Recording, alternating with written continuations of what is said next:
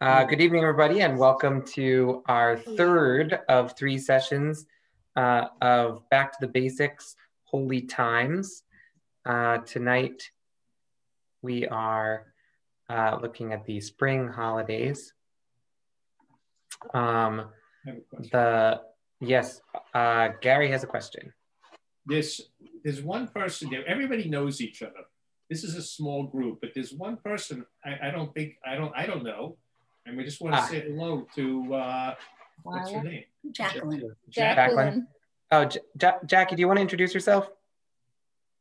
Sure. Yeah, I recently graduated Union College last June, which is almost a year ago now, which is really weird to think about. But yeah, I recently applied for membership to Congregation Agadat Ahim. I attended a few times during college, and I was actually Bonnie's work study student. And I was president of Hillel, and I had a lot of fun, and I was missing a Jewish community, so I decided, why not?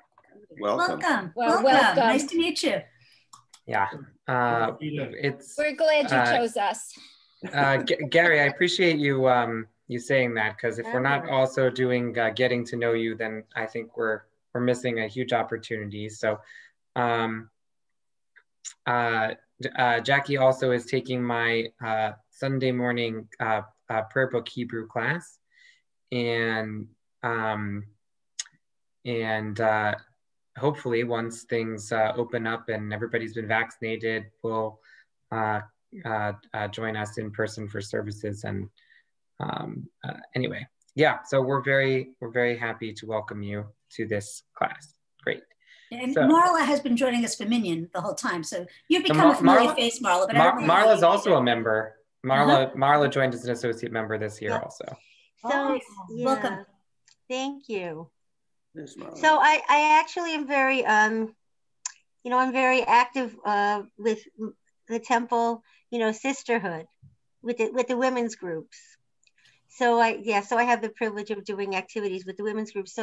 But I do think that certainly this temple it's wonderful, absolutely wonderful. And I love the cookbook. I've been making a lot of dishes from the Divine Kosher Cuisine book. You can't go wrong. It's fabulous. But it's quite good. Yeah. All right. So this is great, though. I really appreciate it. Thank you. Okay. So I'm going to share my screen so that you can see my slideshow. So we're going to do some fun things this evening. I just decided to add in something that I wasn't going to do, but then I decided to do. And so it might distract us from this whole back to the basics thing, but it will be fun in a preparing for Passover kind of way. So we'll do what we do. So but this is the third class of Back to the Basics. We're talking about the spring holidays. I hope that those of you who had a chance got to read the beginning of the holiday chapter from Sarah Hurwitz's book. I thought that her explanation of how to make the holidays relevant, right? The power of a well-placed banana. I thought it was a really great idea and metaphor, and really nice that she chose a banana to explain this whole thing and not like an orange. A lot of ink has been spilled on the orange on the Seder plate and everything. And I think she of course mentions that, but to really push our boundary to say, banana. Very awesome. So, all right. We're going to start with the holiday of Purim, which was our immediate last holiday. And I just want to say about Purim, right? So we began 2 weeks ago when we started this whole class. We began by pointing out that Purim is actually the last holiday of the calendar year, because it's the holiday that occurs in the 12th month of the year, the 12th month of the month cycle. And Passover is the first holiday of the calendar year. And so Passover is a holiday which is all about miracles and God's might and God intervening in history. Purim is a holiday which God is absent from and which is really about what it means to live in an ambivalent world of not knowing, right? Purim, I think, is the holiday that is most connected to our lived experience as Jews in the world. Well, I think that's very powerful, and I also think that it's very scary.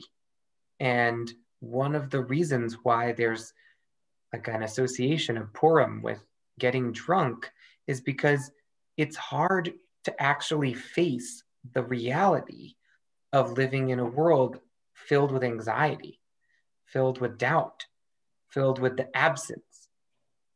And I think that in some ways, Passover is a nice antidote to that, because Passover is a holiday of like God's presence and miracles and flashiness and the plagues and the splitting of the sea. And so we spend some time with Purim and we get that sense of anxiety, but we don't have to stay with it for so long. We get to go immediately into preparing for Passover and Passover. And so I think there's something spiritually significant and holy about that. So the Purim, there are 4 mitzvot of the holiday of Purim. The 4 mitzvot are to hear the reading of the Megillah, that's the scroll of Esther, to give gifts to each other, the Mishloach Manot, to give money to the poor, Matanot Lavyonim, and to eat a festive meal. We observe the day before Purim as a day of fasting. It's a day of fasting that's supposedly to commemorate Esther's 3-day fast before she goes to see King Ahasuerus. Interestingly, if you actually read the dates of when these things happen in the scroll of Esther, in the Megillah, that 3-day fast actually happens during Passover, on Passover. It's like she skips Seder in order to fast, which like, it's very interesting, right? It doesn't actually happen. It doesn't actually happen like at the time of the Purim holiday. Like it happens when the decree is handed out, which is actually 11 months before this whole thing is going to go down. They have a year to prepare, and Esther does this fasting in the month of Nisan, in the first month of the year. So it's called the Fast of Esther, but it's not really commemorating Esther's fast. It's really connected to this idea of anxiety and fear. It's really a fast in acknowledgement of the fact that the Jewish people slaughtered 75,000 of their enemies. It's a fast in acknowledgement of the fact that that there was a near genocide of the Jewish people. It's a fast to acknowledge the day on which Haman pulled out of the lots. He pulled the 13th day of Adar. That's the day that we fast, and we celebrate the next day as the day that we survived. So the Fast of Esther is actually the day that Haman wanted to kill the Jews. The next day, the day that we celebrate with a day of feasting, is the day after that. So it's really Tanit Esther that is the holiday, and then Purim is after. All right. So one of the things that's interesting about the holiday of Purim is it speaks to our relationship with people of other faiths or of no faith, our relationship to non-Jews. And it speaks to the anxiety that we have as Jews living in exile about the possibility of always being othered, right? Haman says, there's a nation dispersed among the people whose laws and customs are strange and weird. And he says, that's why we should destroy them. that's something which is true in every place that Jews have ever lived. And it's something that powerful people have said about us for centuries. So Purim really speaks to that, real lived experience of being a Jew in the exile. So here's some quotes from the book of Esther. I have a question. Yeah, go ahead. Talk about a 3-day fast. Is that like a full fast for 3 days? So, yeah, Esther says she's not going to eat or drink for 3 days. And then on the 3rd day, she's going to come to Achashverosh, and if I perish, I perish. But she apparently looked beautiful enough, even after fasting for 3 days, that he extended his scepter and welcomed her in. Now, when I fast, even for 1 day, I don't look beautiful at the end of it, but Esther apparently was a very special person. I don't know, Gary. The idea of fasting in the ancient world the idea of fasting is very much an idea of praying, of preparation, and of supplication. And it's possible that in her cultural milieu, it was a 3 dawn to dusk fasts. So it doesn't say explicitly, but my guess is probably that she ate at night. So some passages from the book of Esther.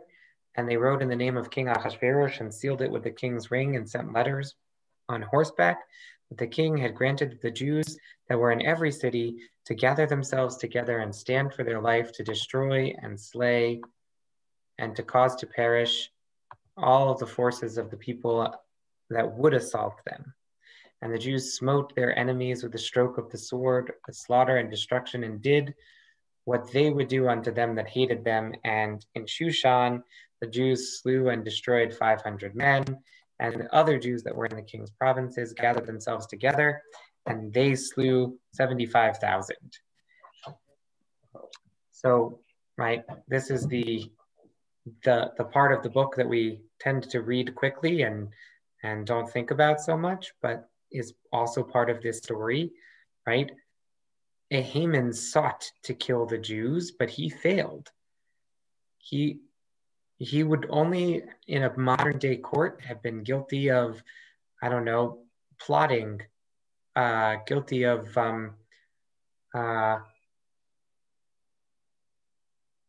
hate speech maybe, or conspiracy to commit genocide. Rabbi? But he was not successful, whereas the Jewish people actually literally killed 75,000 people. Yeah, Mark. If they killed 75,000, how many Jews were there? Well, a lot. I mean, it was the whole 127 provinces of Persia. So it's basically all of the Jews in the world lived in dispersed Persia at that time. I mean, I don't know the answer to that in numerical numbers, but there were a lot. There's some estimates. Some people claim that in the Roman period, fully 10% of the Roman Empire was Jewish. Mm-hmm. I don't think that's true, but there are some scholars that suggest that. Certainly this is a little bit before that, but not much before that. There were a lot of Jews. All right, so the book of Esther. Come on. All right. Was that justified, Andy. The killing of 70? Is that justified, the killing of 75,000 people? Do you think so? No. No, I don't think so either.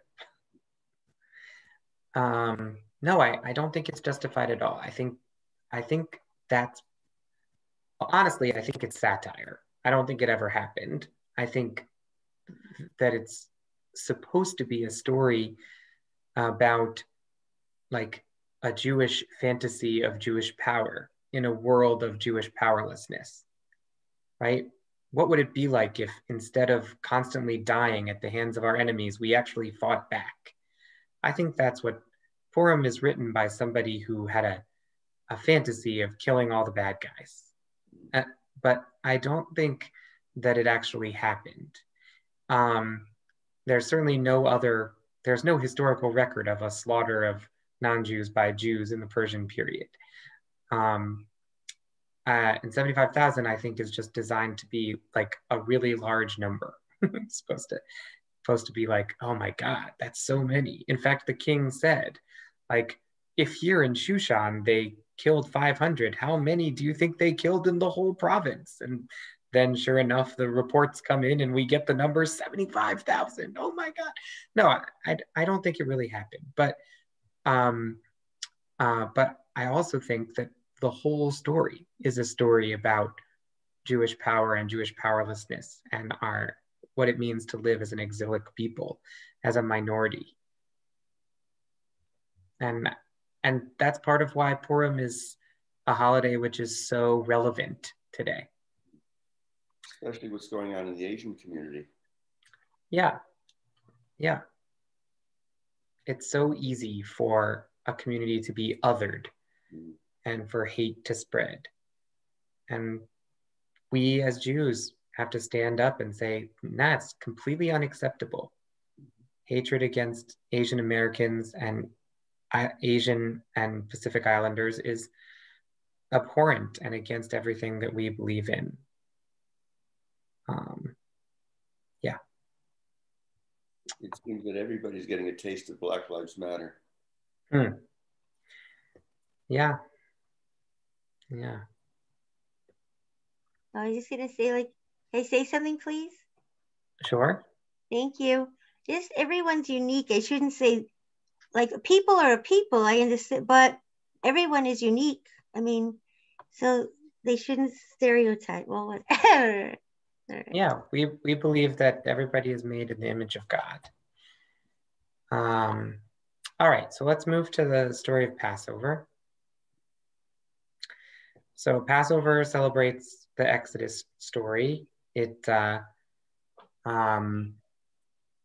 are challenged, of course, with the 10 plagues that God brings against the Egyptians.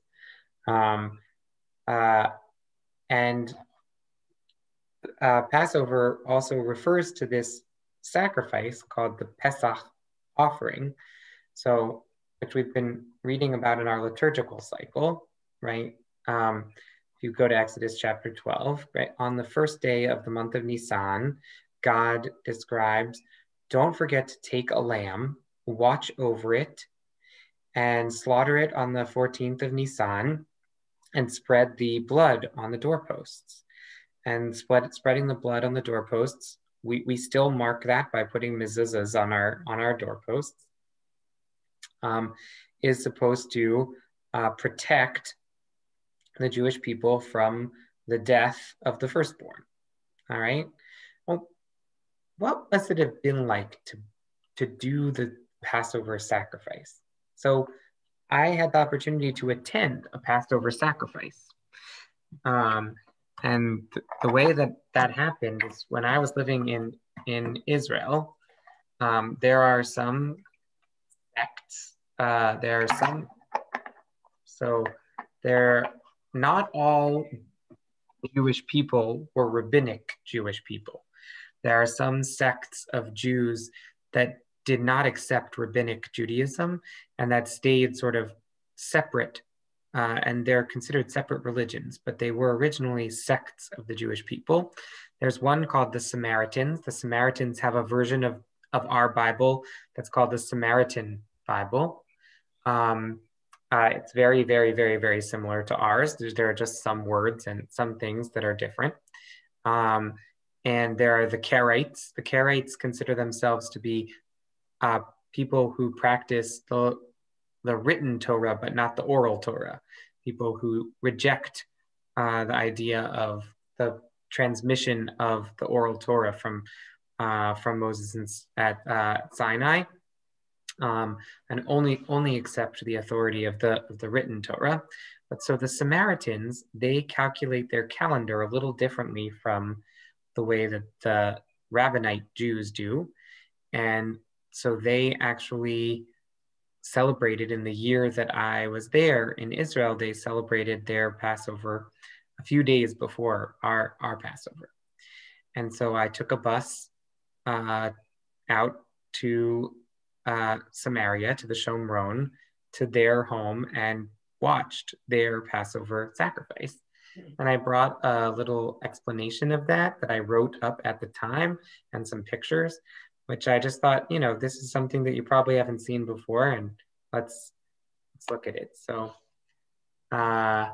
so this is I wrote this in 2016, right after I experienced this. So Samaria, or the Shomron, is part of the West Bank. It's north of Ramallah, north of Jerusalem. The city of Shechem is the center of Samaria, an ancient city from biblical times. The kingdom of Israel, that's the northern kingdom, after it split in the time of Solomon's sons, was based in Samaria. And eventually it was destroyed by the Assyrians. After the destruction of the temple in Jerusalem in the year 70 of the Common Era, Titus of Rome built a new city called, in Latin, Neapolis, new city, near Shechem, to be the capital of the region. Over time, Neapolis Arabized to Nablus. You've probably heard of Nablus. Nablus is Neapolis. It was built by Titus to replace the Jewish city of Shechem. It's right next to Shechem. Over time, so there, the two cities, both in the valley of Mount Gerizim, grew to encompass one another. So now the two names are interchangeable. In the part of the city that was the old city of Shechem, there's a shrine to Joseph. That's where Joseph, there's a tradition that that's where Joseph is buried. Joseph is not buried in Hebron with the other ancestors, but in Shechem. And you can still see the shrine to Joseph, which is a very ancient shrine. And from Mount Gerizim, which is where I was standing, you can look out over the valley and see the various landmarks. You can see the shrine to Joseph. Gerizim is mentioned in our Torah. It's the place where the ritualized formula of blessings and curses was performed. When in Deuteronomy, it describes that half the people would stand on Har Gerizim and half would stand on Har Eval, and the blessings would be shouted from Har Gerizim and the curses would be shouted from Har Eval. And so there's a Jewish settlement, a settlement, not a, like a, yeah, a settlement. There's a Jewish settlement on the top of Mount Gerizim called Har Bracha, Mount of Blessings, which is named after that ceremony. And a little lower down on the mountain is the ancient home of the Samaritans, the people who still call themselves Samaritans and who believe that they're direct descendants of the Shomronim, of the people who lived in that area from that time, and they probably are. Samaritans are a non-Rabbinite sect who believe they are descended from the tribes of Ephraim, Manasseh, and Levi. According to the Samaritan version of history, when Joshua and the people of Israel came into the land, the first center of the Israelite cult was on Har Gerizim. Later, the priest Eli took his family to Shiloh, which Jewish tradition venerates as the place of the tabernacle before the building of the temple in Jerusalem. But some priests stayed at Gerizim and continued worshiping at the original place. Those worshipers become the Samaritan sect. So that's what they believe. Our Torah just says, our Torah doesn't have anything about that. Our Torah just says that Shiloh was the ritual center before Jerusalem. So we don't have that aspect of Har Gerizim, but it's not unbelievable, because the book of Deuteronomy does mention Har Gerizim as being this place of this ceremony of blessings and curses. So it's not totally out of the realm of possibility. The legend goes on to explain the two versions of Israelite worship, Jerusalem focused and Gerizim focused, lived side by side for many years. After all, the Kingdom of Israel also had their own worship sites. For example, in the northern region of Dan, that's up in what is currently known as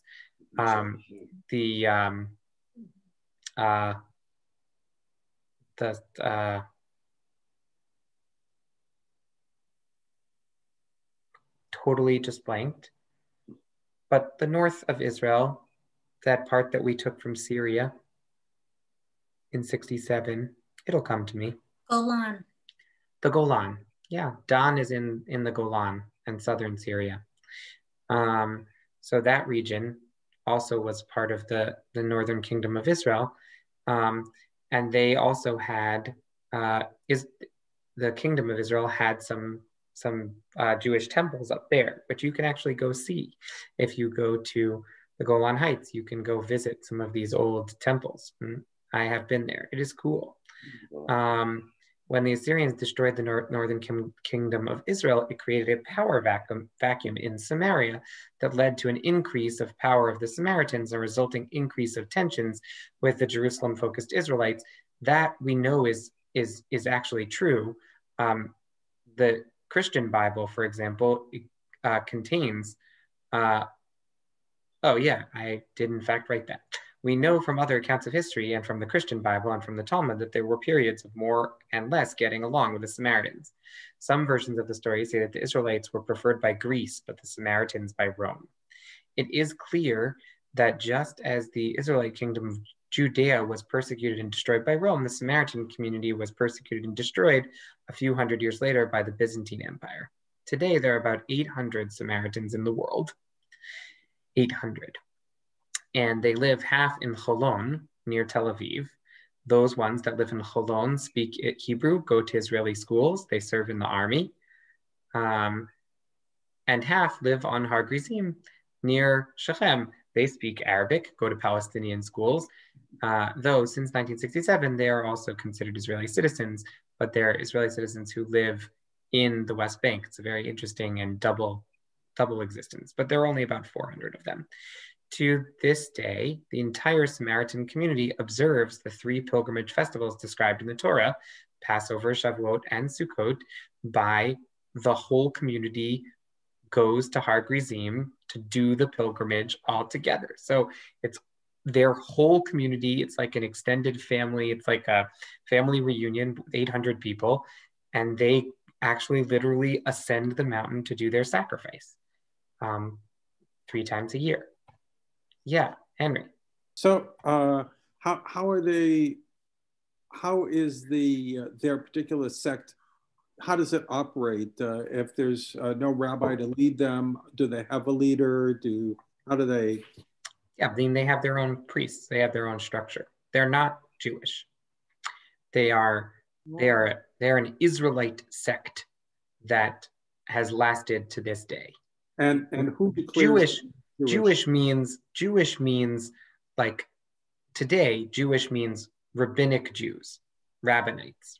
Like it used to be maybe 2,000 years ago that there were Jews who followed Jesus, and there were Jews who were Samaritans, and there were Jews who were Karaites, and there were Jews who were rabbinites, and there were Jews who were Essenes.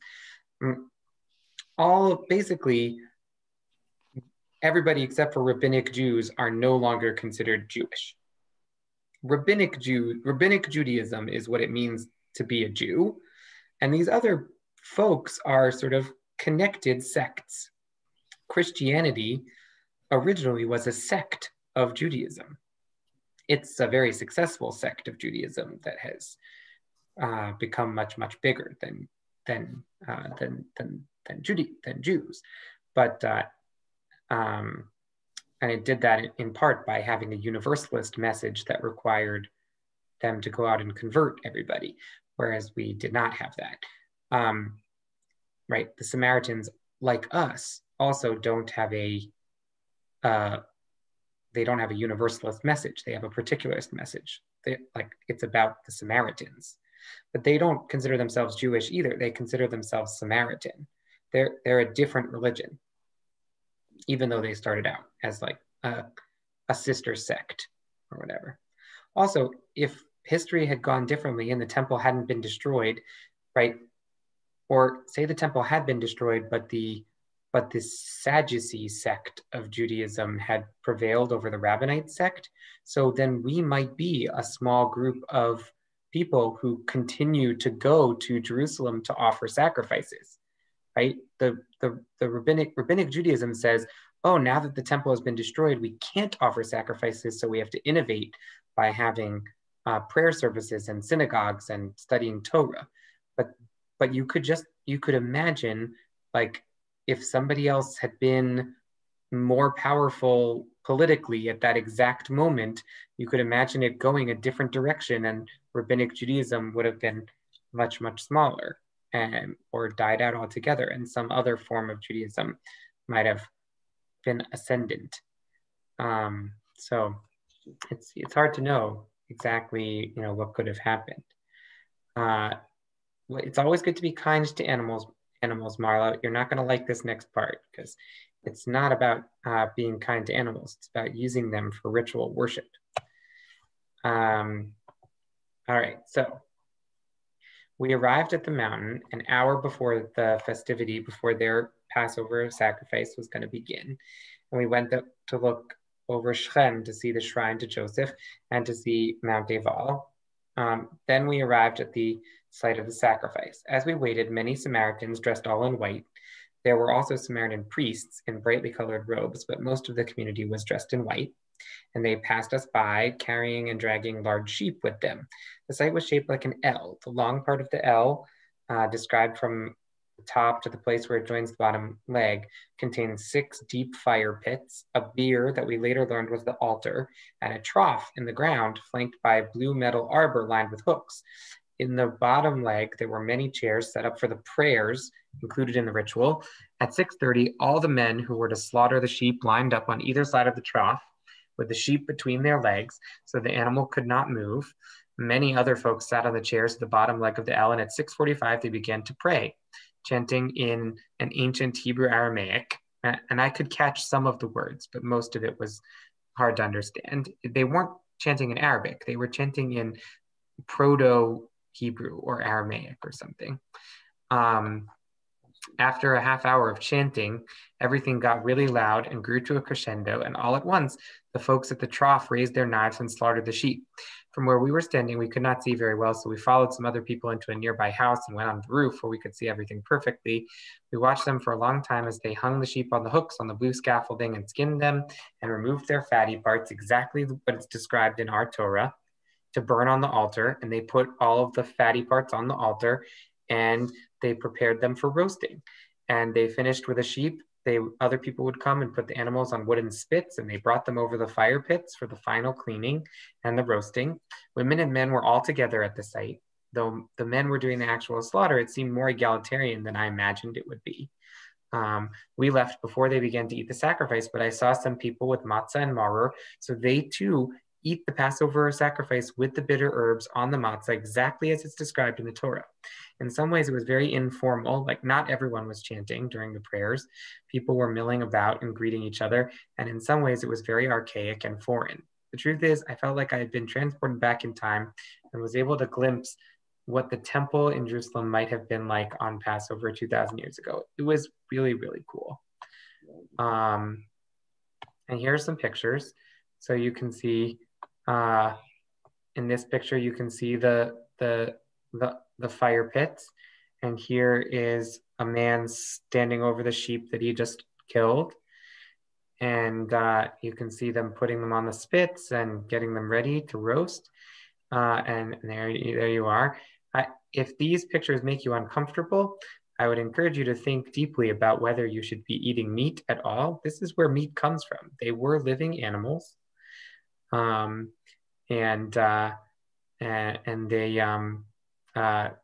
they give their lives so that we can eat very tasty food. Yes.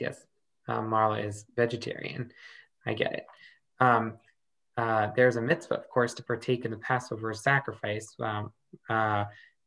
Even vegetarians, I think, might want to participate in that one festive meal when the Messiah comes and we all join together in the temple in Jerusalem someday. So any thoughts about this? I imagine you didn't expect to see these pictures or to hear about this like sacrifice. I just thought it would be fun to share. Thank you. It's fascinating. So you both added a whole new thought about Purim, which was, you know, maybe it was the best fable ever. And now you've done a reality check, which was great. I mean, you know, you always wonder what it was like at the Great Temple. Yeah, it was really cool to go. It cost, I don't know, 150 shekels or something to pay for the tour. I just think you should. Yeah, no, and I was like, well, this is going to be a once in a lifetime thing. I'm never going to be in Israel again to see the Samaritan sacrifice because, you know, going to be a rabbi. Maybe someday I'll go on sabbatical and I'll be back there at that time and I can take my kid or whatever. But also, you know, you never know what the political situation is going to be. Like, we were able to go into the heart of Shomron. That is not always the case. Like, you know, it wasn't a JTS sanctioned trip. It was some Orthodox yeshiva that was doing it, and I like jumped on board. And we had a guide who spoke to us in very quick Hebrew, and I took a lot of notes, which I ended up writing up, and there it is. Thank you for sharing. Yeah. So those Samaritans who live near Tel Aviv or northern Tel Aviv, would Israel allow that, or it had to be in the original site? Yeah, so it's actually really interesting. The Samaritan community has garnered enough respect from the general region that even when the Jordanians controlled the West Bank, like between 1948 and 1967, the Samaritan sect was like, where they were like the only people who had permission to cross that border. And they did. So the 400 who lived in Holon came every 3 times a year to Har Gerizim to participate in the sacrifice. And now that Israel, not Jordan, is in control of the region, Israel has also maintained the permission of them. So no, they don't do their sacrifice in the Holon. They believe it has to be done on Har Gerizim in the site of their ancient temple. The temple has been destroyed, but they really believe that it has to be done in that spot. So that's where they do it. Yeah, it's really something else. That was a cool day. All right, so I'm back to Passover. I mean, not that we've ever left Passover, but here's some passages from the Torah that are speaking about Passover. So God identifies God's self to Moses, and tell them that I'm God, and I'm gonna bring you up out of Egypt, and you're gonna be my people, and you have to sacrifice to God. That's like part of the whole point of the Pesach was part of the whole point of the Exodus was so that you could leave Egypt to serve God.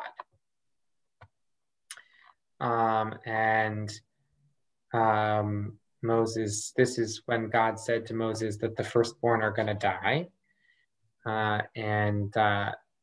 We, to this day, still mourn that there were Egyptian deaths so that we could go free, both by honoring the firstborn by fasting on the day before Passover, those of us who are firstborns, and also by dipping out wine from our cup to show that we don't have a full cup of joy, because some people had to suffer so that we could go free.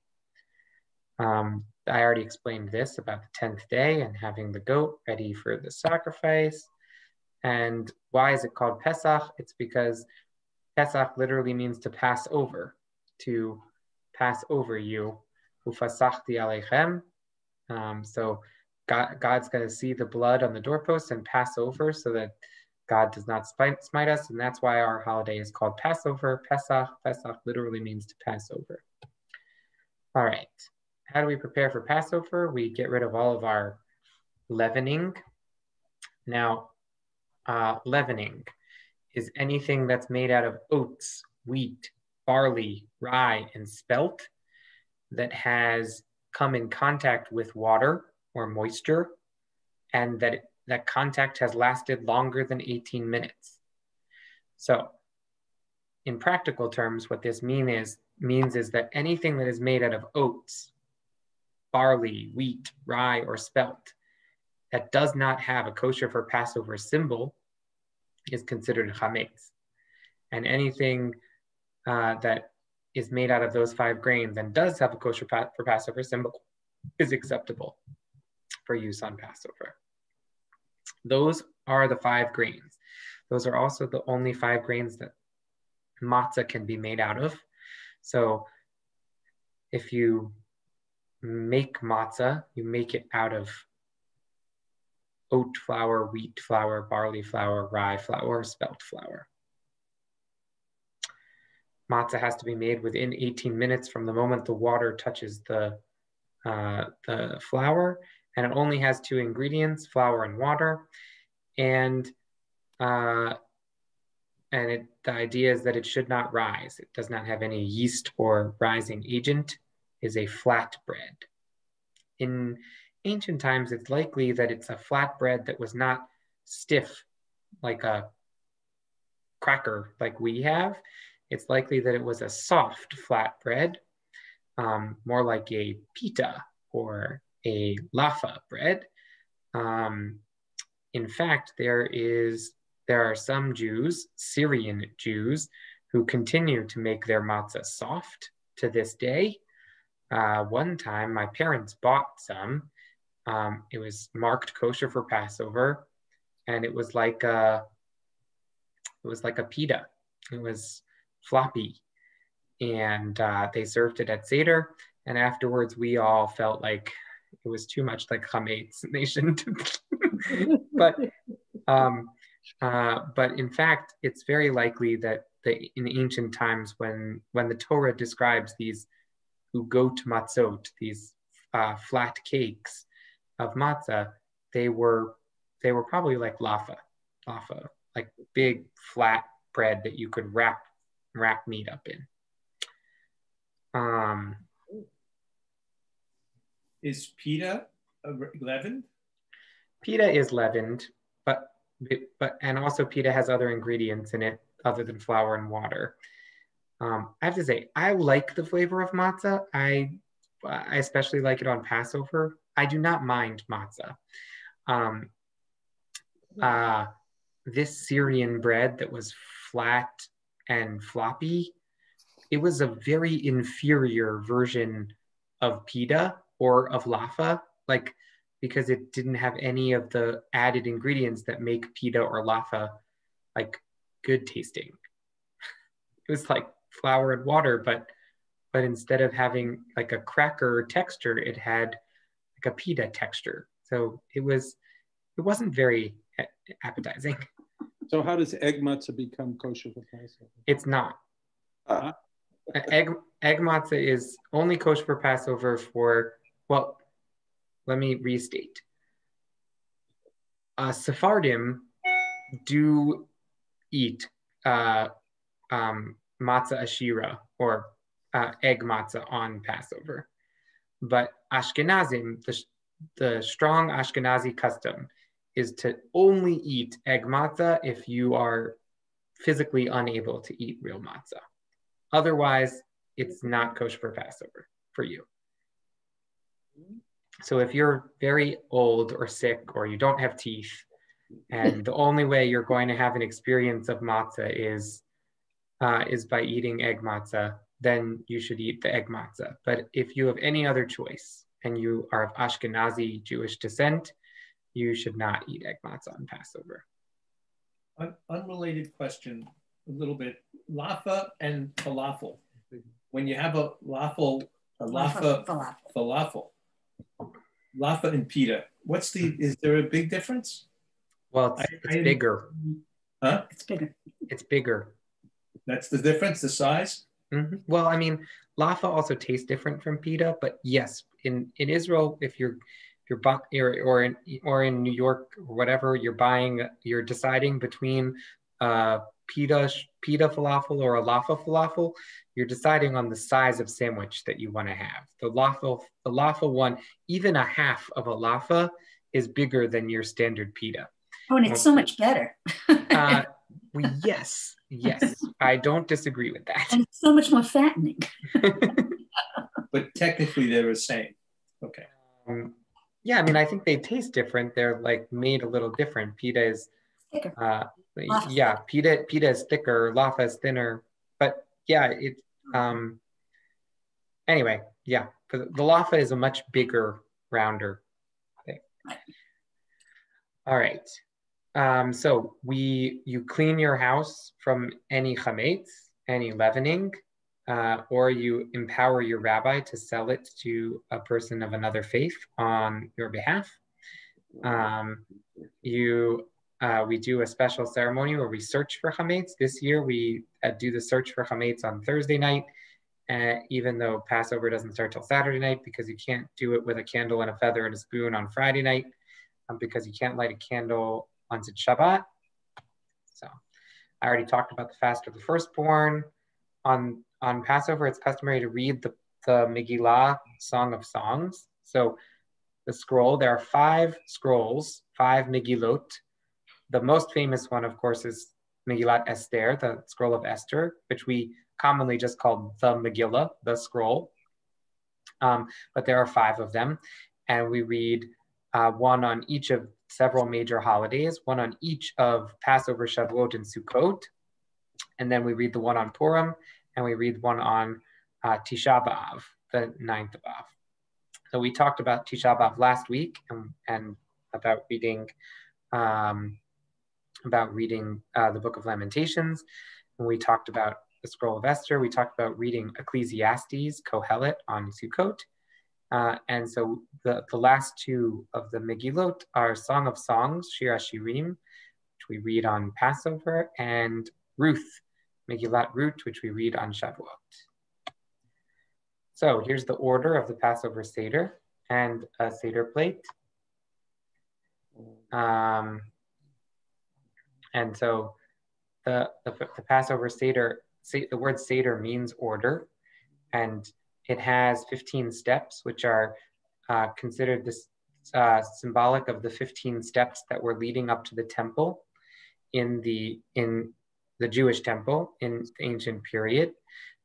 On those 15 steps, the Levites would sing 15 special songs that were called Shir LaMa'alot, songs of ascent, which were the 15 songs that you sang as you walked up the 15 steps to get to the temple to perform the sacrifice. And so we also remember that there's like a bunch of things at the Passover offering that's supposed to remind us of what it was like to be at the temple and celebrating. People commonly say that the Passover Seder is to tell the story of the Exodus from Egypt. I don't think that's true. Certainly that's part of it. But I actually think that what we do at the Passover Seder is we tell the story of telling the story of the Exodus from Egypt. The Passover Seder is really about the story of the way that the Jewish people has told this story. That's why the heroes of the Haggadah are the rabbis, not Moses. That's why the heroes, why we don't actually just open the book of Exodus and read the chapters from the book of Exodus that tell about the Exodus, but we actually, instead, we read, about these rabbis who talked about the Exodus all night long, right? The point of the Haggadah is that we're supposed to be like those rabbis. We're supposed to talk about the Exodus all night long. Those rabbis are the heroes of the Haggadah.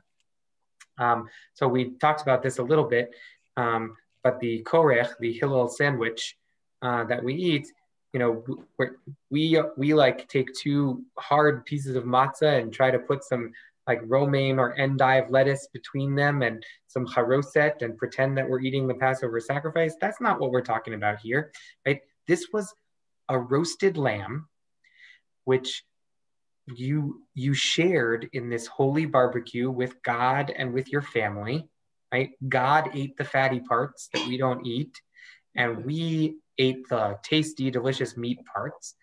And it was really like a shawarma. I mean, it was really like yeah, here's a picture of a laffa shawarma where you can see there's the meat and the charoset, the bitter herbs, the lettuce and the charoset, the mixed vegetables. That's exactly what we're talking about here. Like Hillel was like, you're supposed to eat all of these things wrapped up together. And korech literally means wrapped up, like sandwich, but wrap. It's really a wrap, which is why I mentioned this whole thing about the floppy matzahs, because it's really this. It's not what we do. That said, like, you know, I have had floppy matzah one time on my life, and I'm never going to do it again. Not just because it was not very edible, but because it really felt like chametz. I was like, Ima, how can you have this? Are you sure it's kosher for Passover? So I already mentioned that Magid doesn't have, that the telling of the story doesn't have any mention of Moses, because it's supposed to, the traditional response is that it's supposed to emphasize God and God's power in the story, but I really think that it's about emphasizing the rabbinic voices and our own voices. We are all supposed to pretend like we are going out from Egypt. Something about the afikomen. So here's the Greek afikoman.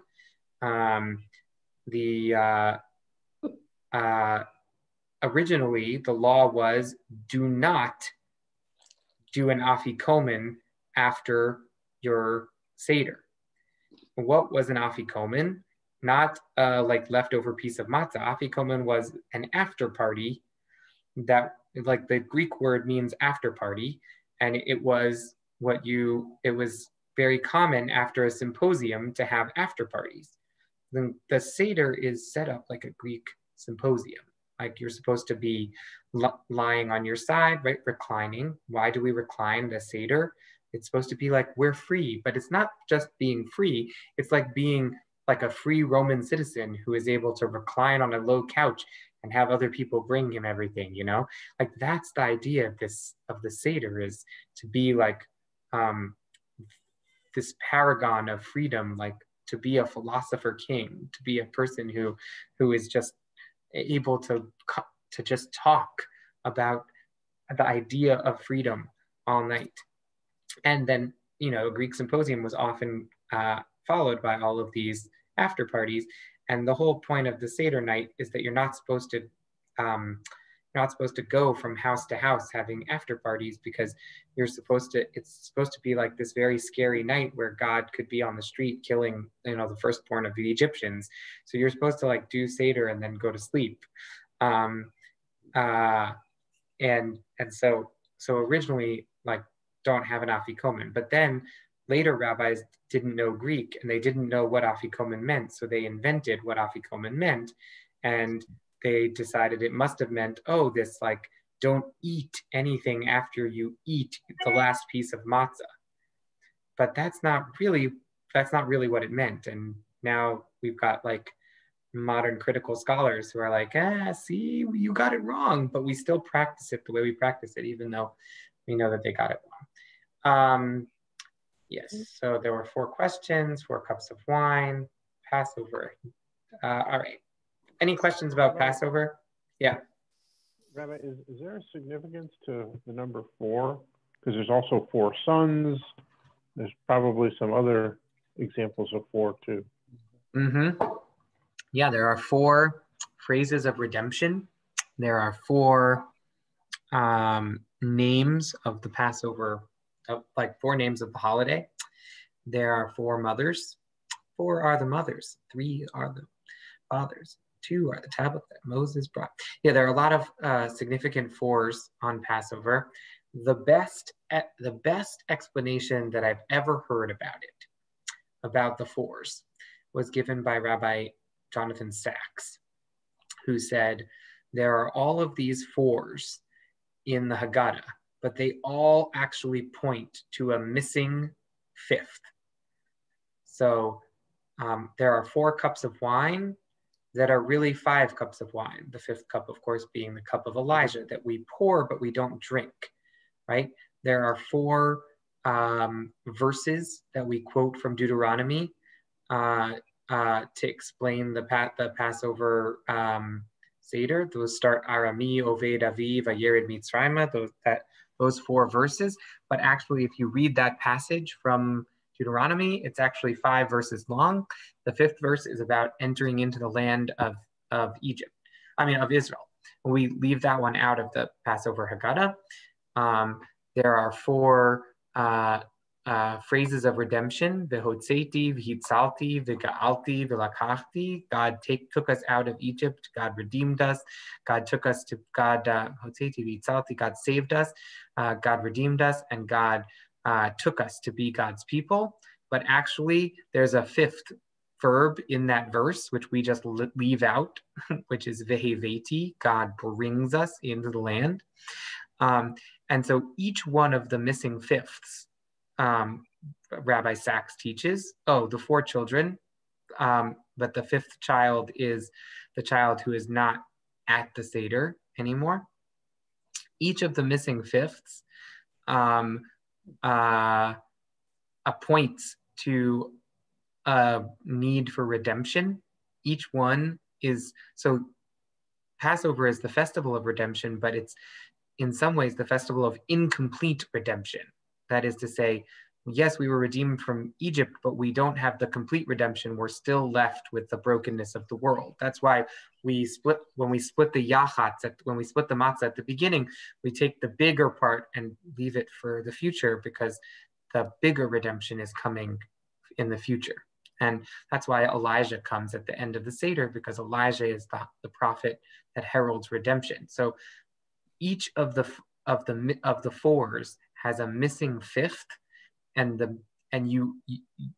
point of seeing all of these 4s is that each 4 is supposed to remind you of the brokenness of the world and the possibility of redemption. That's the hidden 5th, is like the land of Israel entering the land that there is an end to the story, and the end to the story is about redemption. But on the Passover Seder, it's like we don't say those parts. We do say it, but we don't. But it's not part of the traditional 4s, But we do. Like, there's a big argument about whether you should have 4 cups of wine or 5 cups of wine, and the way that we end up deciding is we have the 4 cups that we drink, but we pour a 5th cup, the cup of redemption, the cup that we don't drink because we haven't yet fully been redeemed. So I was very convinced by Rabbi Jonathan Sacks's teaching about the 4 4s are really 5 4s, and then there's the missing 5th in each. And to read that essay, you should buy Rabbi Jonathan Sacks's Haggadah for Pesach, and it's one of the essays in the Haggadah. It is brilliant. The other essays in the Haggadah are also brilliant. His ongoing commentary on the Haggadah is brilliant. It is a wonderful, wonderful piece of work. So that's the 4s. Gary. Yeah, quick question. We have 2 Seder nights, the first 2. Yeah. And have the last 2. What's the story with the last 2 nights? Well, just like most of our holidays, we celebrate 2 days instead of 1 day. The Bible says 1 day, but we celebrate 2 days because of that complicated thing about the intercalation of the calendar. But actually, it's just because I think people like to celebrate 2 days. And, yeah, right. The 7th day of Passover is when the Israelites got to the sea. So the 7th day celebrates the splitting of the sea, and that's the Torah reading on that day. And so there is definitely that. Some people have a redemption seder on the 7th or 8th night of Passover that is all about, the future. That's a very Hasidic custom. It usually involves alcohol as opposed to wine, Slivovitz. Esther or Henry asks about the Purim and Passover, and we're going to come back to that hopefully. So I'm not going to answer that question right now. I have a slide on that exact thing, so we'll get there. All right. So we got the counting of the Omer. This year, I have prepared. I spent a long time doing it, and I prepared a daily message of inspiration for the counting of the Omer. So I in January, when I was on leave, I sent out these daily quotes and got some positive feedback about it. And I just thought it would be nice to do it again, but I really wanted to do it for the Omer. Those ones I actually bought from a colleague who was doing them and offered to sell them. These ones, then I wrote to her and I was like, can you please do the Omer? I'll buy it from you for the Omer. And she was like, I'm not interested in doing the Omer. So I did it myself. And I did do it. I did get a few people to do it with me. So I did 2 weeks and I found 5 other rabbis to each do 1 week. So there's 7 weeks. And I told them I would share them with each of them, the whole project, if they did 1 week. So I traded, I bartered. Anyway, so this year, I'm going to send out a daily message for counting the Omer. You have to opt in. You have to sign up for it. And what you should do is buy a journal, because each of the messages comes with a quote and a journal prompt, so that you can do a little bit of spiritual writing and thinking and soul seeking as part of it. Now, I think the prompts are really good. They're very interesting, and I think it's a good spiritual practice, and you might find something about yourself you didn't know. So I'm not going to spend a lot of time in this class about the Omer, because I feel like if you sign up for this, you'll really get a lot out of counting the Omer this year. But a couple of things: we count up, not down. So oftentimes, if there's you count down to the end of school, like you got 4 weeks of school left. Oh, now we got 3 weeks of school left. Now I got 2 weeks of school left. That's counting down. But for Passover, we count up. And from Passover to Shavuot, we count up. So it's sort of like we're ascending to Mount Sinai to receive the Torah. My family custom is that between Passover and Shavuot, we bless, on Shabbat, you're supposed to bless 2 chalot, like 2 whole breads for your Shabbat meals. And so it's our custom to bless 1 challah and 1 matzah for each of the weeks between Passover and Shavuot, because so matzah represents humility and challah represents ego, because challah is puffed up, challah is risen, right? Like we say you have a swelled head.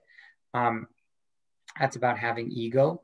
And the idea is that there's a spiritual practice of getting rid of chametz, is sort of trying to get rid of too much ego.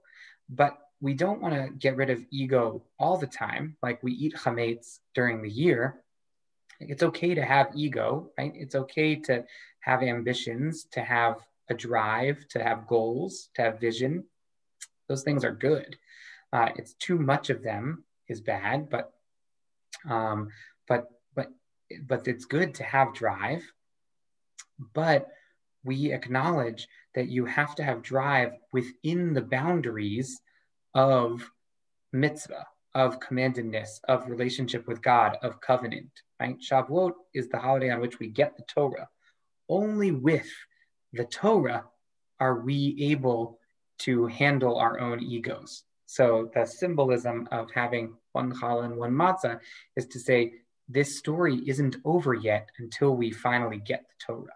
And I think that Sarah Hurwitz spoke about that when she said in her book that, that she really sees Passover and Shavuot not just as stops on the historical path of the Israelites in the desert, but as speaking to values that modern Jews need to live by today, right? This idea of moving from redemption to revelation, that only with God's Torah can we actually be fully present in the world, can we actually be truly free. I think there's something very powerful about that. So we have the holiday of Shavuot, which is our first harvest I have a question. holiday. Yeah. Next Friday night, do we use challah? Do we use matzah? It's a good question. It's a great question. So there are two possible customs. The first custom is, so everybody agrees that you have to have your house completely cleared of chametz. You have to have fully koshered your kitchen, because you can't do any of that koshering on Shabbat. And once Shabbat is over, it's Passover already. So everything has to be totally cleaned before Shabbat. So there are two possible things to do for the meals of Shabbat. You should cook them on Passover dishes. You should have kosher for Passover food. You should not eat matzah or matzah products like matzah balls, etc., because there's a strong custom of not eating those things from Purim to Passover, but you shouldn't eat them certainly the day before Passover, because you want the matzah to taste fresh in your mouth as much as matzah can taste fresh. It's supposed to be a special taste of matzah. And so you don't want to eat matzah just before Passover. So the two options are you carefully set your Shabbat table with your kosher for Passover dishes. You spread plastic over everything, and you have your chalot, your very small chametz stick challah rolls. You eat them carefully. You wrap up all the crumbs and throw it out in the trash, or dump them into the toilet and flush them down the toilet. And you do that for Friday night. And for Saturday morning, you eat your second meal of Passover, your second meal of Shabbat. Shabbat's supposed to have 3 meals. You do Kiddush and Motzi at breakfast instead of lunch, because by lunchtime, it's already too late to eat chametz. So you eat your last roll, you get rid of every last bit of chametz that you have by flushing it down the toilet or throwing it out public bin, etc. And so that's what I recommend doing. But the difficulty with that is that you have to have confidence that you can, not spread those crumbs anywhere else. You could even eat them outside on the porch if it's a nice day, so that you don't have to worry about having those challah rolls in your house. The other option is egg matzah, because egg matzah is not kosher for Passover for Ashkenazim, but it is also not matzah, and it is acceptable to own on Passover because it is not totally chametz. You're not supposed to eat it, but it has a kosher for Passover label on it because some people are allowed to eat it if you're infirm or young or old or whatever.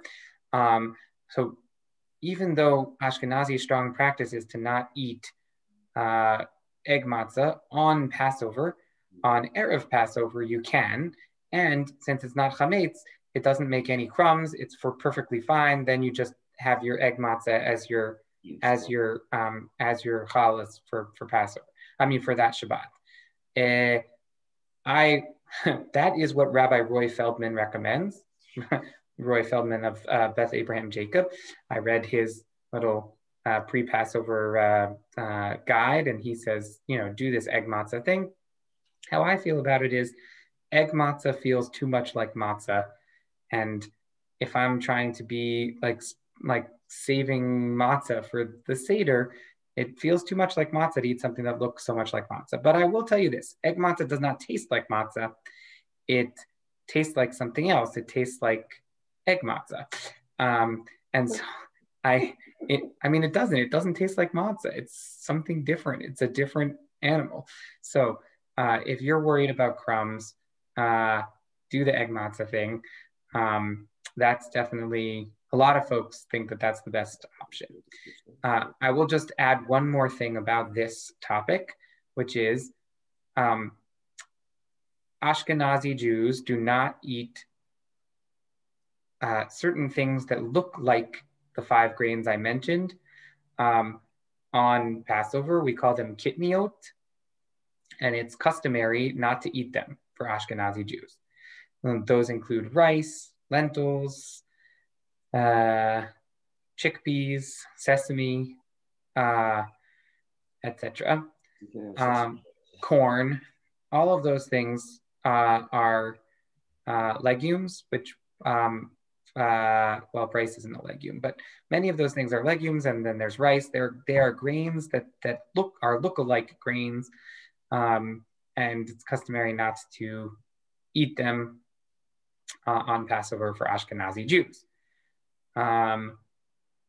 Nobody holds that if you had rice on your Passover plates, that your Passover plates would become unkosher for Passover, because rice is just a custom not to eat it. It is not a mitzvah not to own it, not to have it. You're allowed to own your rice. When you authorize your rabbi to sell chametz on your behalf, it's just like wheat, oats, barley, rye, and spelt that have touched water. It is not rice. Like, you can have as much rice as you want. You can leave it out on your counter, whatever. You shouldn't eat it if it's your custom not to eat it, right? Ashkenazi Jews have a strong custom not to eat it, and I'm not saying change your custom. Don't eat rice on Passover if it's your custom not to eat rice on Passover, but you don't have to worry about owning rice on Passover, and you certainly don't have, and certainly cooking rice in your kosher Passover dishes will not make your kosher Passover dishes unkosher for Passover. So once you've koshered your whole kitchen, you can continue to eat rice right up until the holiday. So I would recommend a nice rice and chicken Friday night dinner, which is, probably perfectly similar to a regular Friday night dinner. And since you can't eat matzah farfel kugel or matzah balls on Erev Pesach, rice and chicken seems like a very good option. All right. Shavuot's the holiday of celebrating the giving of the Torah. It's customary to stay up all night studying and to experience the revelation ourselves through study, and to read the book of Ruth. I'm going to skip that slide. Okay. Here's our connection that Henry was talking about Passover and Purim. So here's Yossi Klein Halevi, who's a author and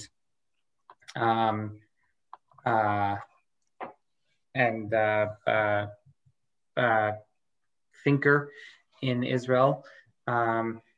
He describes Purim Jews and Passover Jews. So he says, Purim Jews believe that Jewish history speaks to our generation in the voice of the biblical command to remember how the tribe of Amalek attacked us without provocation, and the message of that command is, don't be naive. This command is the voice of commemorating our victory over genocidal threats, and it's motivated by alertness to threat.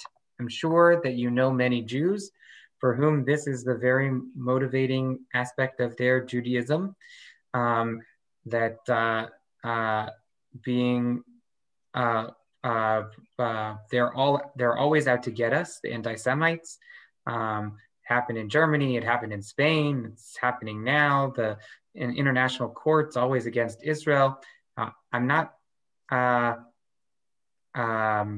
This is a valid and important and true experience of being Jewish in this world. Meanwhile, there are Passover Jews. I'm sure you've met Passover Jews too. That Jewish history speaks to our generation in the voice of the biblical command to remember that we were strangers in the land of Egypt. And the message of that command is, don't be brutal. This command is the voice of liberation.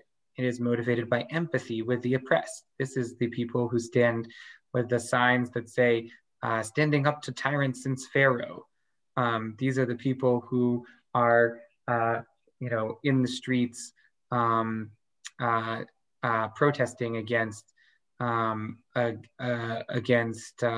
any oppression, the oppression of police brutality in this country, the oppression of the Palestinian people by the Israeli government in Israel, right? The Passover Jews are motivated by a focus on liberation. So he says, both of these Jews, Yossi Klein Halevi says, both of these kinds of Jews are really important. Both of these voices are part of Judaism, and we need to be able to hear each other's voices. We need to be both Purim Jews and Passover Jews. Right? It's not like we don't have both of these holidays. We have Purim and we have Passover. And I think it's a very interesting way of thinking about it. All right, so I already mentioned this. Sarah Hurwitz says that Passover and Shavuot aren't just historical records, but they speak to our mission in the world today. So let's talk about Passover Jews and Shavuot Jews. Rabbi Gil Labovitz responded to Yossi Klein Halevi's essay about Purim Jews and Passover Jews by saying, well, there's Passover Jews and Shavuot Jews. So Passover Jews are redeemed from slavery, but still have to go into the wilderness. The threats still abound. A Passover Jew knows that she still needs God's protection. Passover Jews are bound up in the paradox of like that other people had to suffer so that I could be free.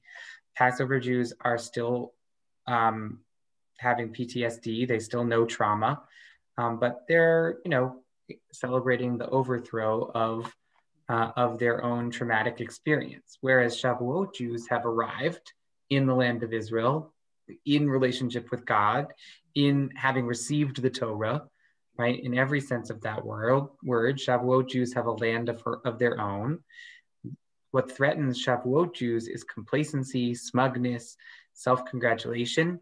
The challenge of the Shavuot Jew is not to forget that he too still needs God's protection, and that all that he has must be credited to God's gifts and love in relationship with God through Torah, through right action in the world, through mitzvah. That's what it means to be a Shavuot Jew. Well, it's very interesting, like it's Passover Jews and Shavuot Jews. So all of this sort of connects to, I think, this idea that David Hartman talks about. He wrote an essay called Sinai or Auschwitz. And he says in that essay that the Holocaust has come to dominate strategies for enhancing Jewish identity.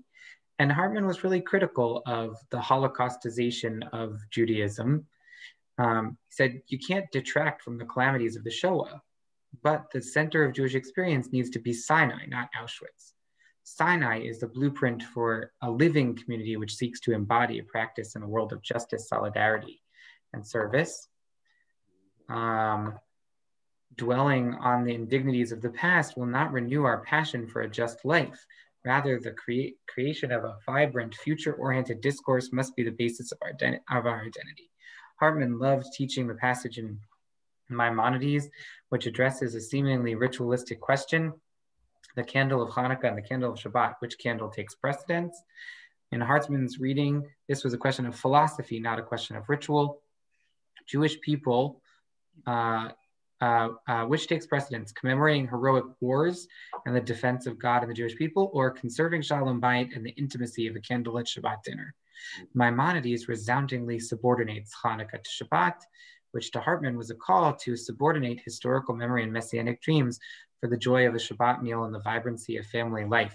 As his teacher, Rabbi Joseph Dov Soloveitchik, said, the Jewish people were not put into this world simply to fight anti-Semitism.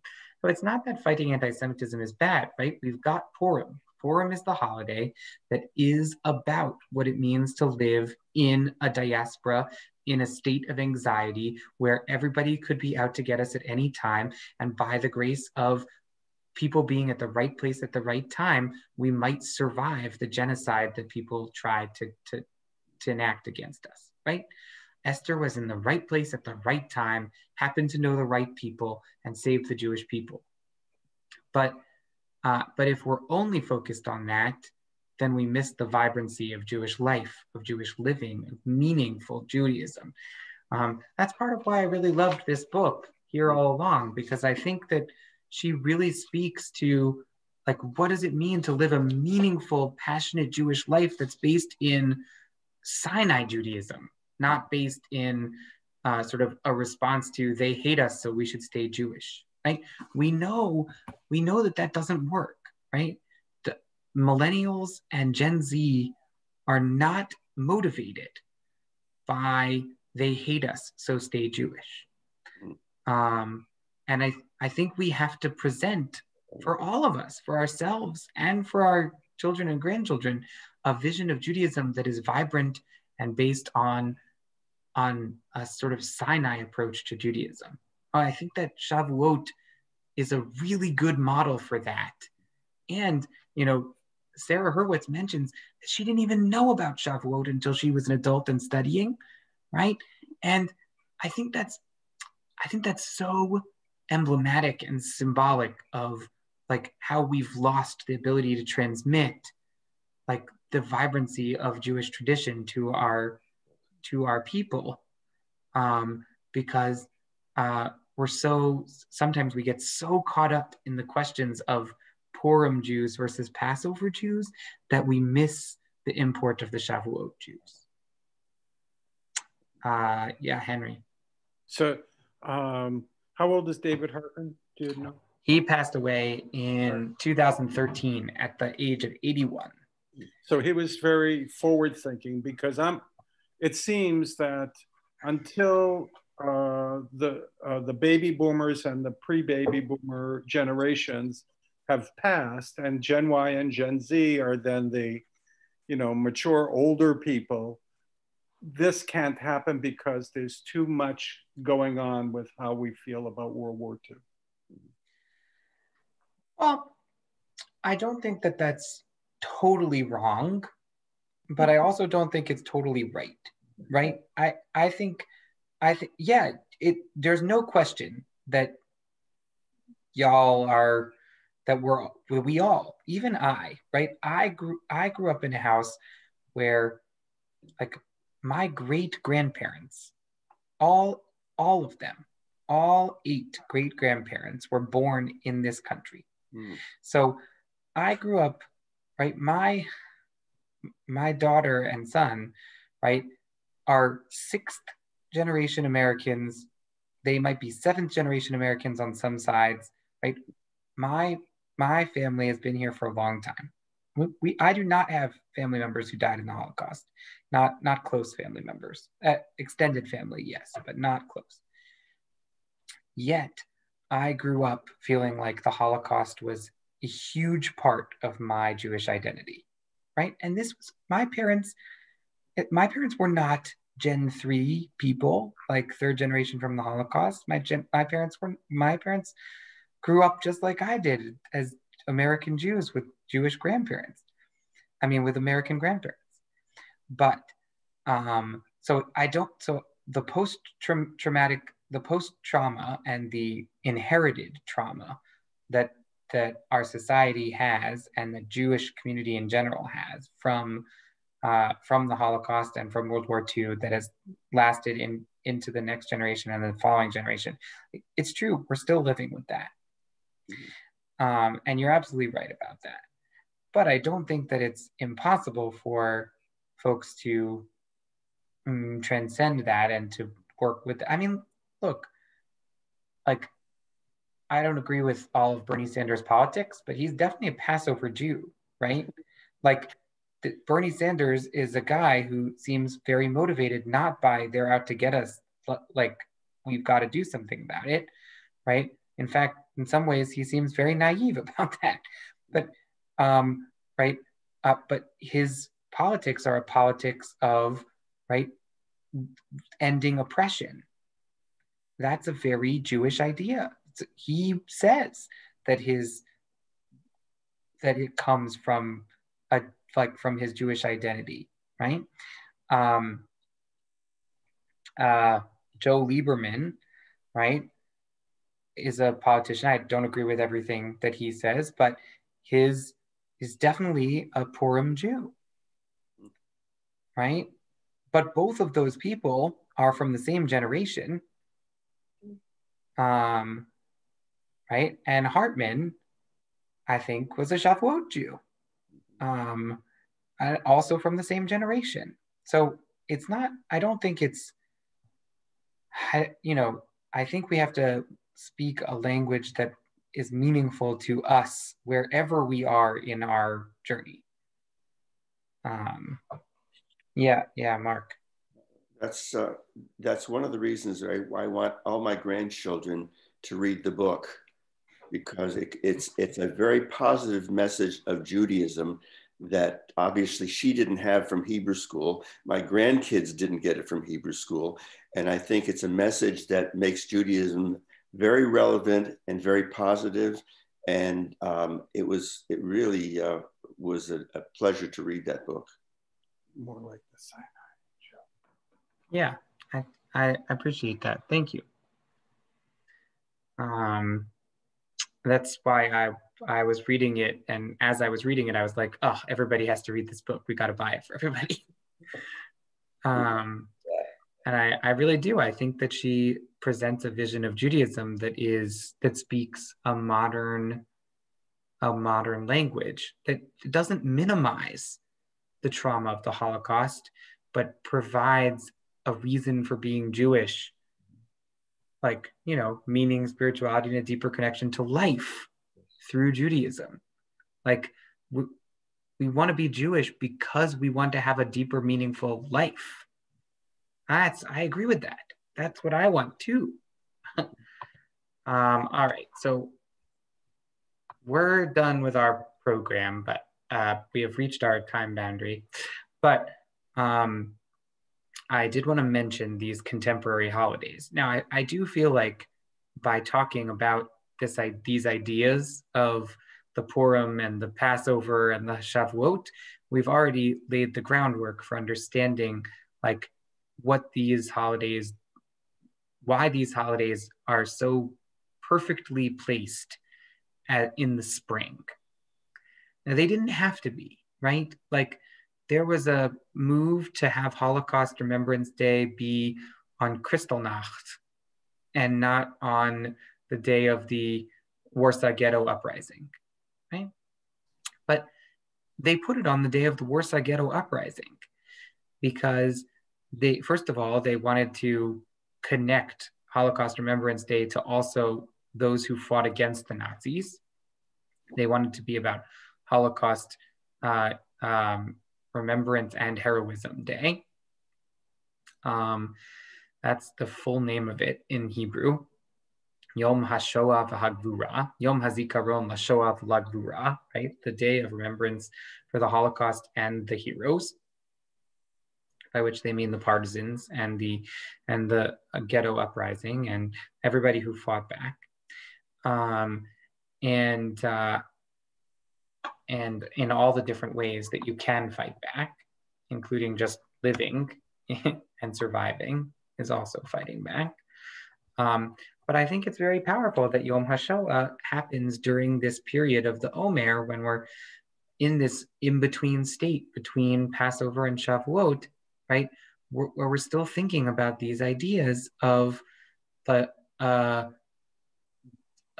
left over from Purim about the anxiety of living in a world where Jews are powerless, right? And Passover gives us that sense of redemption from God. And then we have this holiday where we observe a day of mourning for the Holocaust. And I think it's very powerful that it's in the same season, that it's connected, because I think the themes of it, the underlying themes, are the same underlying themes as Purim and Passover, right? So Yom HaZikaron is the day of remembrance for those who perished in Israel's wars. And it's the day before Yom HaAtzmaut, which is the day which is celebrating Israel's establishment as a state, Independence Day, right? But to me, those 2 days being right next to each other are very similar to the Fast of Esther being right before Purim, because you can't necessarily, and also very similar to having the Fast of the Firstborn right before Passover. Like, you can't fully get to the joy without acknowledging the deaths that had to happen in order for you to be really free. It's like having Yom HaZikaron and Yom HaAtzmaut next to each other really speaks to the same kind of themes of these spring holidays, of these ideas of the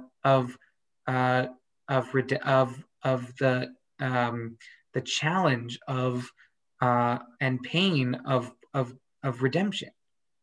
And I think that's really real. Like, I feel very, very much connected to that. Yom Yerushalayim is the day of celebrating the reunification after 3,000 years of the city of Jerusalem in 1967, right? That is a very joyous idea in practice, and it, in theory and in practice, has been a symbol of 50 years of oppression of the Palestinian people. There is a real balance there.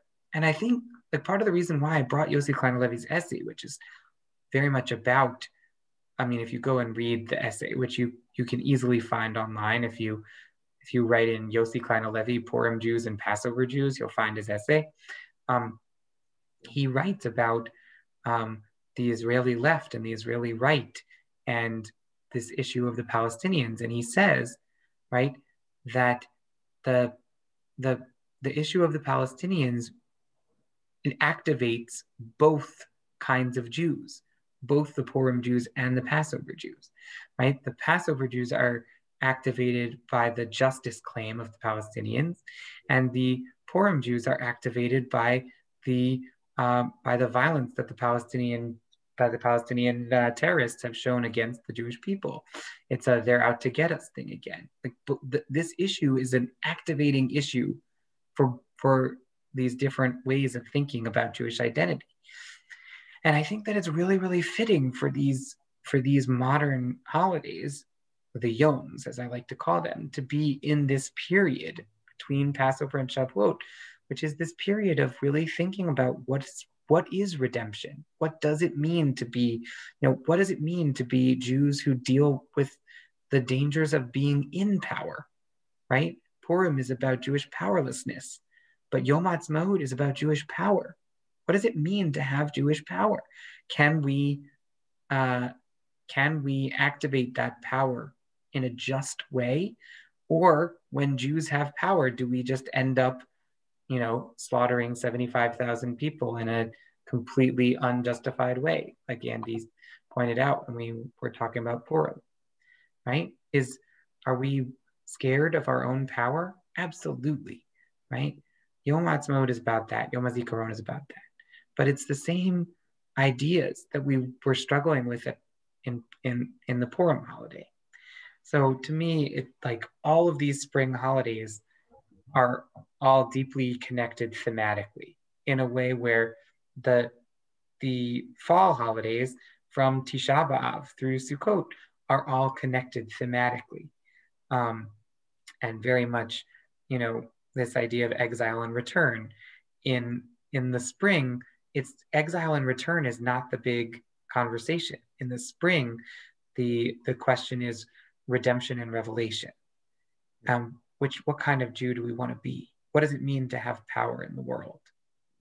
So those are my final thoughts on this Holy Times, the holiday calendar, and introduction to to our calendar. And I hope you learned something and got something out of it. And I hope that you also will feel free to continue the conversation with me as we go forward. You know, as we read the book, as we talk more about these various things, I hope that you will continue to be in conversation with me about the holidays and about how to make our lives meaningful through Judaism. I wanted to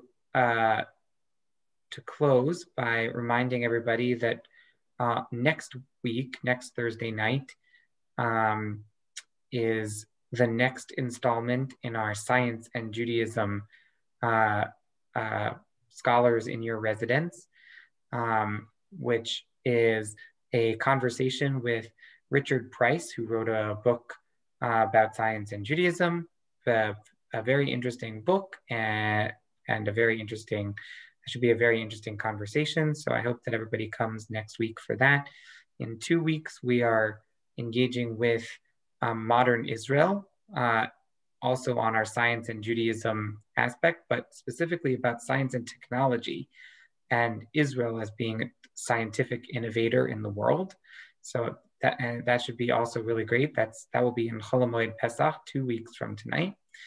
And then we'll have a couple weeks where what we're doing is celebrating Yom HaZikaron, Yom HaAtzmaut, Yom HaShoah, all of those holidays. They're all falling on Wednesdays and Thursdays. So those, you know, and the Federation is putting together a community Yom HaShoah observance. So that will be on a Wednesday night, April 7th. And so there are going to be a couple weeks where we don't have a formal adult education program.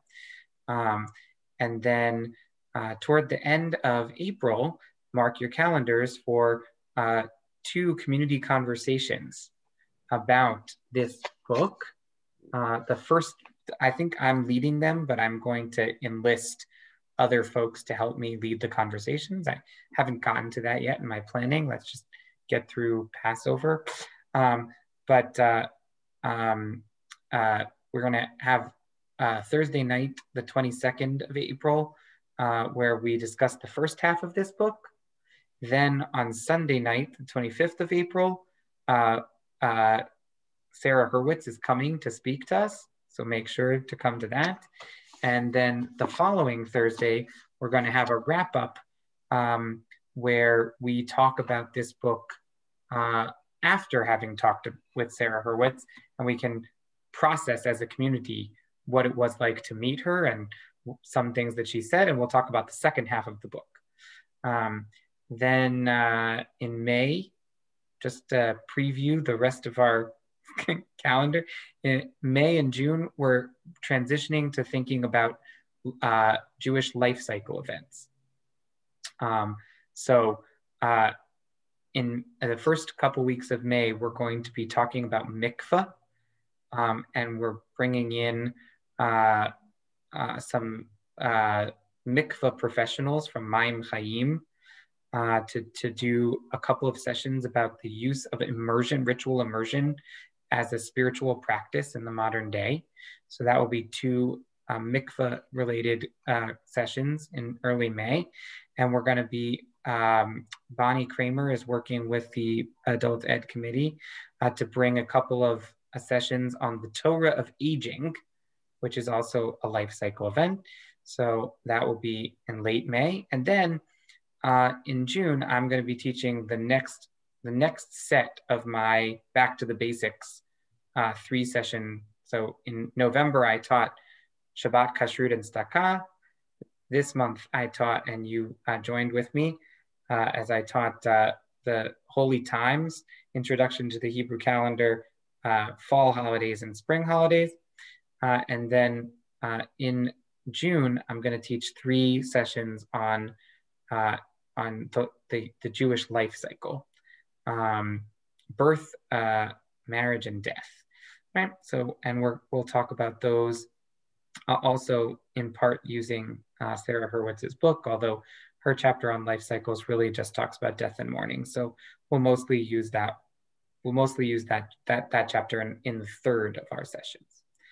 So that's a little overview. Yeah, Henry.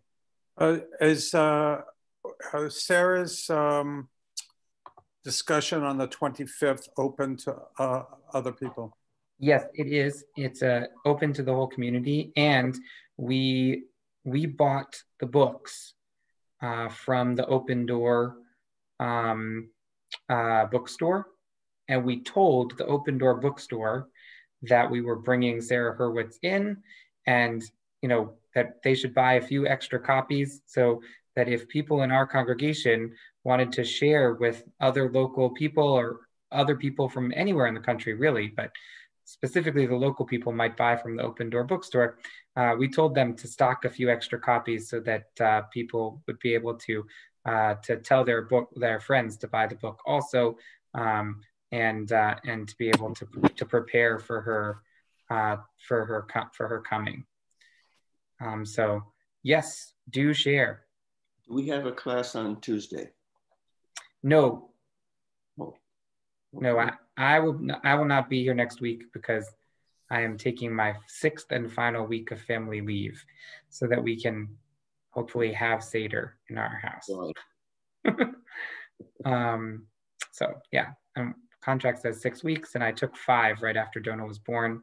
I'm going to take the 6th one this coming week, Sunday through Friday.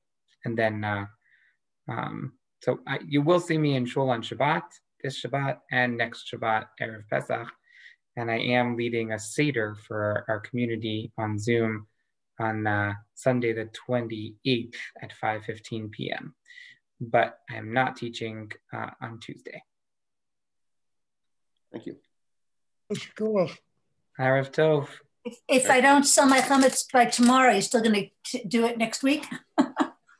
Yes, I will. I will continue to collect those, and I will sell the chametz. Thank you. Yeah, I will also be at the Thursday morning siyum. That we have 2 teens who have been studying a tractate of Talmud for the last 2 years. Who they're going to be teaching in honor of having finished their learning, and I will be at that, in part to honor our teens, and in part because otherwise I'd have to fast, and I'm gonna go to their thing so that I don't have to fast that day. Yeah, very practical. But also because I'm really, really proud of them for doing that work. I have a question for Edith. Did you enjoy that program this afternoon?